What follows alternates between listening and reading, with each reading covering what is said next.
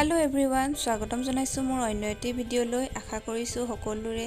খবৰ ভালে আৰু সুস্থ আছে সবল আছে ঘৰতে আছে আৰু সেফ আছে আজি ছবিখন দেখিটো গম পাইছে কি আজি মই ভোট জলকীয়াৰ এটা আচাৰে বনাব লৈছো যেটোৰ বাবে মই জলকীয়াখিনি কাটি লৈছো যেটো ভোট জলকীয়াটো খুব বেছি জাল হয় আমি হাতেৰে দি পটকে কাটিব নোৱাৰো সেইবাবে এনেকুৱা এখন কাঠৰ এখন বেলনাই আছিলে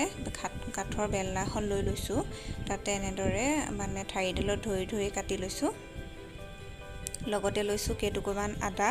আদাটো দিলে মানে খাবলে এটা ইনিও জলকীয়া আচাৰ খাবলে ভালেই লাগে তাতে যদি আদা দিয়া হয় তেতিয়া মানে তাৰ সোৱাদটো মানে দুগুণ বাঢ়ি যায় সেইবাবে মই আদা মিহিমিকে কাটি ধুই মেলি ৰ'দত অলপ দি দিছো বেছি শুকাব নালাগে আৰু ইয়াতে এটা পানী নমি নিচিনা থাকে ন পানী সেই পানীখিনি মানে শুকুৱাই দিছো আৰু 10 মিনিট মান ৰ'দত দিয়াৰ পাছত খিনি হৈ গৈছে আৰু এতিয়া মই এখন কেৰাহী লৈছো তাতে প্ৰায় 300 গ্ৰাম মান মিঠাতেল লৈছো জলকীয়াও প্ৰায় 300 গ্ৰাম মানে হ'ব হিমানখিনি মই তেলো লৈছো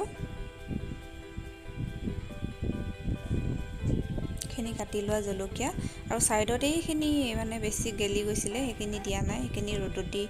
মানে থৈ দিছো আৰু এতিয়া প্ৰায় তেলখিনি যেতিয়া খুব ধুনীয়াকৈ গৰম হৈ যাব তাতে 2 চামুচ মান নিমখ দি গেছটো অফ কৰি দিম আৰু মানে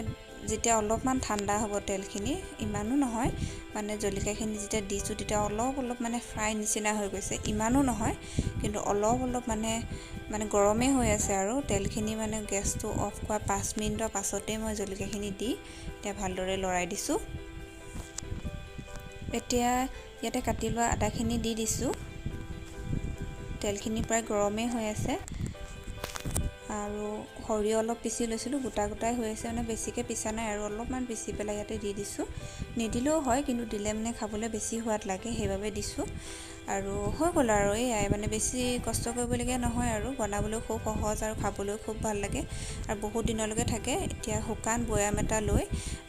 ইয়াতখিনি ভৰাই মেলি দুদিনমান ৰ'দত দি থাকিলে খাবলৈ খুব সোৱাদ লাগে যদি তেল কম হয় পিছত তেলখিনি লগালগ দিব নালাগে পিছত যেতিয়া জলকীয়াখিনি গলি যাব পিছত দি দিলে ভাল হৈ যাব আৰু ভিডিঅ'টি চোৱাৰ বাবে বহুত ধন্যবাদ থাকিল আৰু লগ পাই আছো মোৰ অন্য এটি ভিডিঅ'ৰ সৈতে ধন্যবাদ